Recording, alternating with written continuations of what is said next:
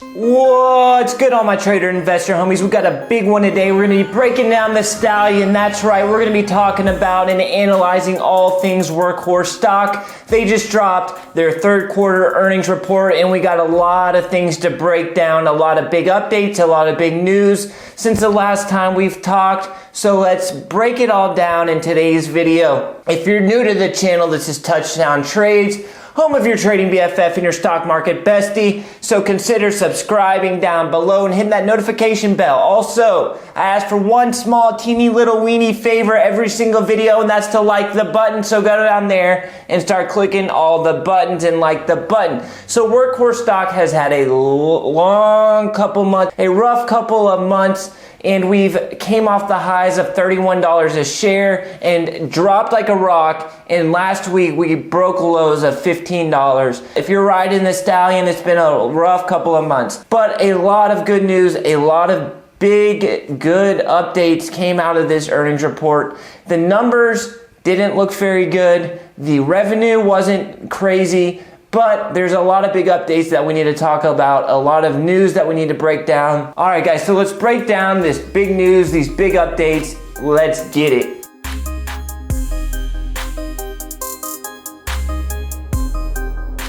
All right, before we get started, after the video's over, check out the link in the description for Webull, the best broker out there. Right now, they just dropped a brand new desktop platform, and they're offering you not one, not two, but 3 free stocks when you sign up for a new account with my link in the description and deposit $100 or more. It is the best deal out there. Where else can you deposit $100 with the best broker and get $1,600 in free stock? Check them out after the video. All right, so it's been a long couple of months for Workhorse investors. We hit highs at $31, and then a lot of market manipulation came into the name. A lot of short sellers getting, big institutional short sellers getting short up here, and it caused this. The bottom came out and it dropped like a rock. We came off the highs and we just dropped straight down to $15 a share. It was an obvious sign of market manipulation, in my opinion.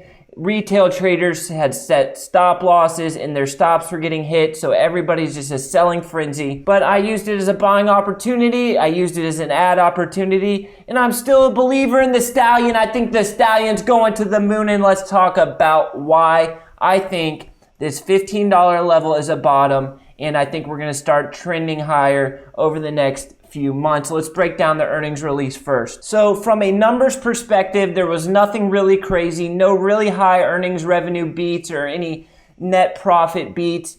The numbers weren't spectacular, but we didn't expect the numbers to be crazy. And when the market opened, a lot of selling came in, and initially there was a negative reaction to the earnings report. But as the day continued, we found a bottom and we ended up closing up 10% on the day. And I think it's really promising. I think the earnings report was very good. And I think the market reacted likewise. And big investors thought the earnings report was very good. All right, so let's break down the big bullets. So they set a 2021 production volume at 1,800 vehicles. So a big increase in estimated production. But to be honest, 1,800 vehicles a year is not going to cut it. That's not going to get Workhorse to the $60, $70 stock that I think it can be in the future, but it is a good step in the right direction. They're not going to just be producing 5,000, 6,000 vehicles a year right off the bat. It's going to be a stepping stone type thing, and they need to just slowly grow that production. So I think the target of 1,800 vehicles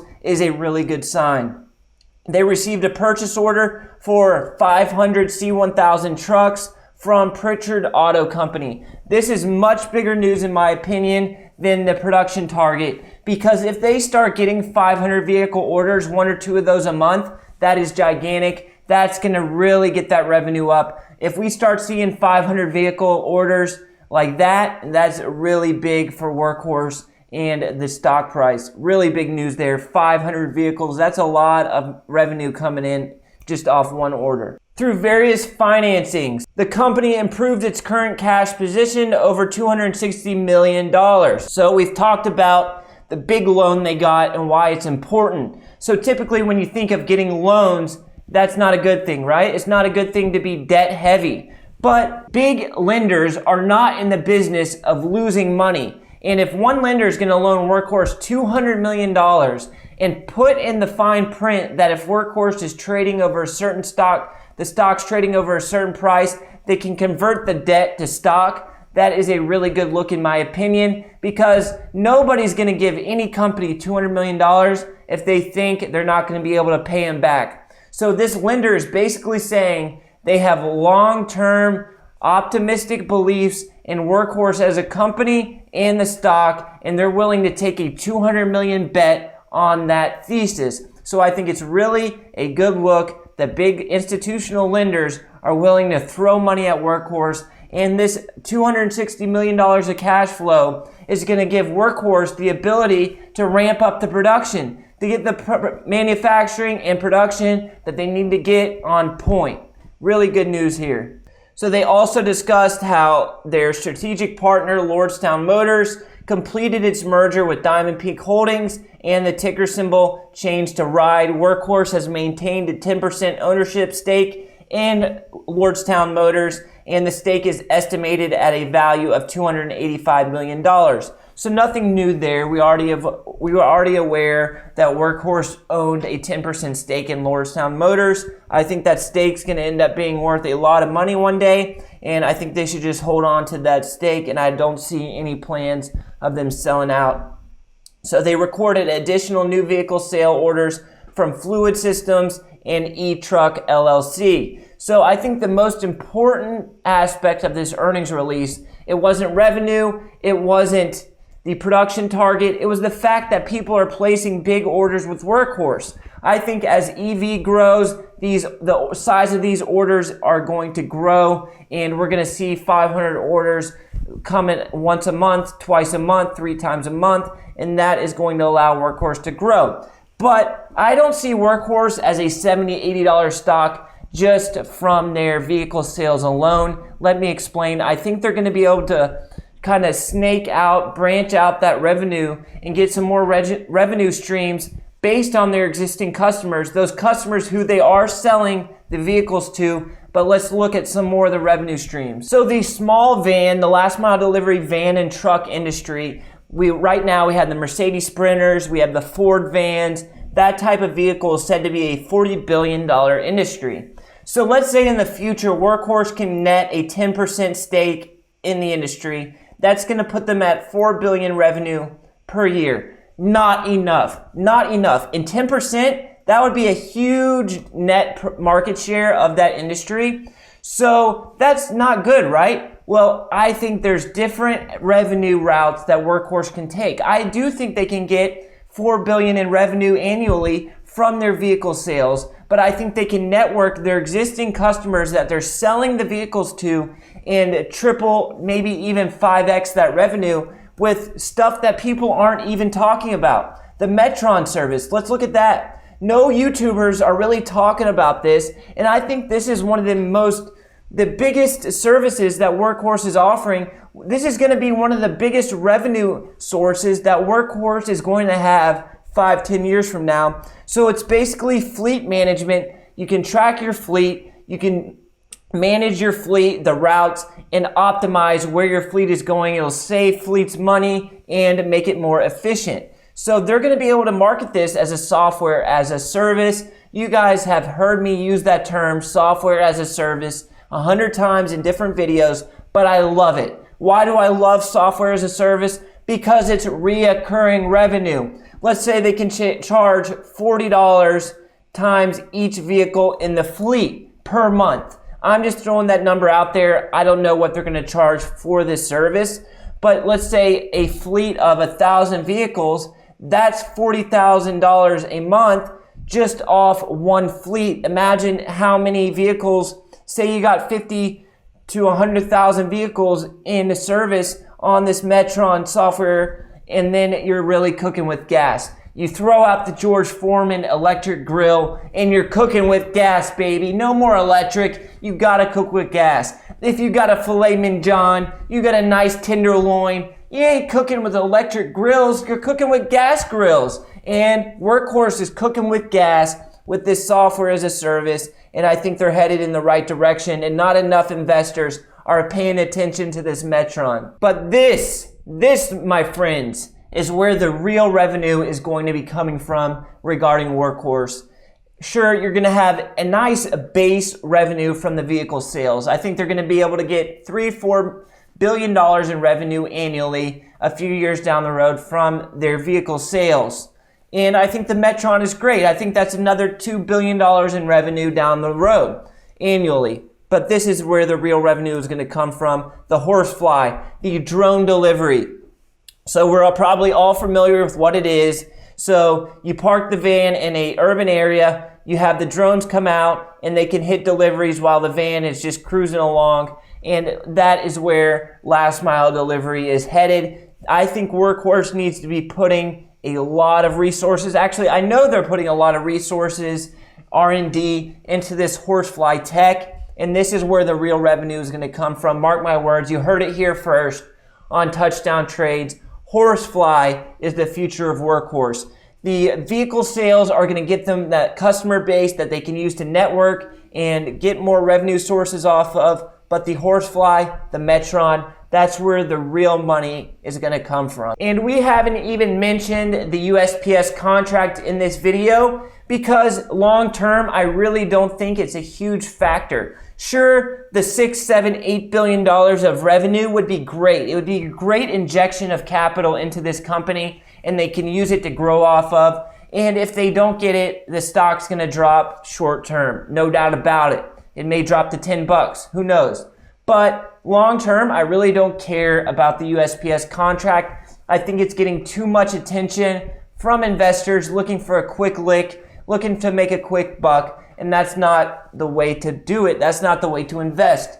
If you're a swing trader, sure. Make your plan, set your buy zone, set your profit target, set your stop loss, and follow the plan. But if you're a long-term investor in Workhorse stock, I think you should be focused on the Metron, the production output, how much vehicles they're planning to produce annually, and the Horsefly. Those are the three biggest factors in my opinion. The USPS contract is not even one of the top three biggest factors for this company in my opinion right now. So where is this stock headed? What is the near-term future looking like for Workhorse stock? All right, so let's take a quick look at the daily chart real quick.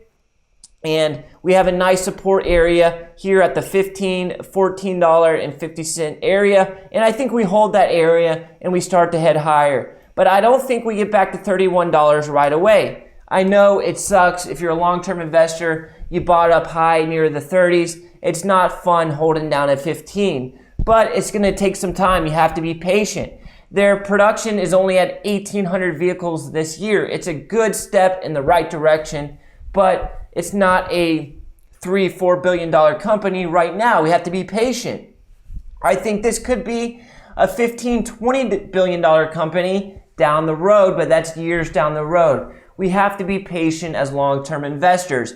This is a stock, this is a company that could make us a ton of money if we can just be patient, relax, and let the process happen. But I think it's going to take some time for us to get back to those $31 levels, and we just got to be patient with it. But I think we do hold this $15 area. We not only have the 200 EMA coming into play, we have a descending trend line that's going to hold in my opinion, and we also have this tons of volume, tons of big volume days in this $15 area. So I think we hold, I think we consolidate for a month, make the next leg up, consolidate, make the next leg up, consolidate, make the next leg up, and slowly work our way back to those all-time highs.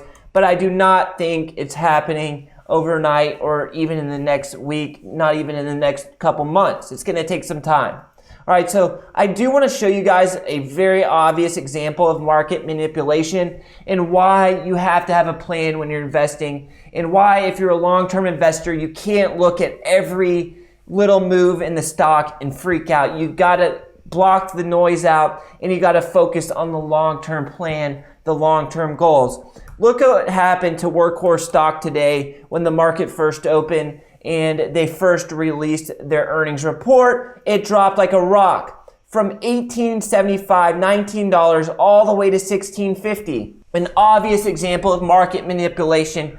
You had the big institutional traders, the big funds coming in selling. Why were they selling? Because they knew the report was sexy and they were going to buy it back lower, and that's exactly what they did. And they bought during this consolidation, and then look what happened. We rocketed up to over $20 a share and ended up closing the day up over 10%. So you just got to block the noise out if you're a long-term investor. Sure, it's scary when you're holding through a drop like this, so sudden, so fast, so violent, but you just got to block it out. This is market manipulation at its finest.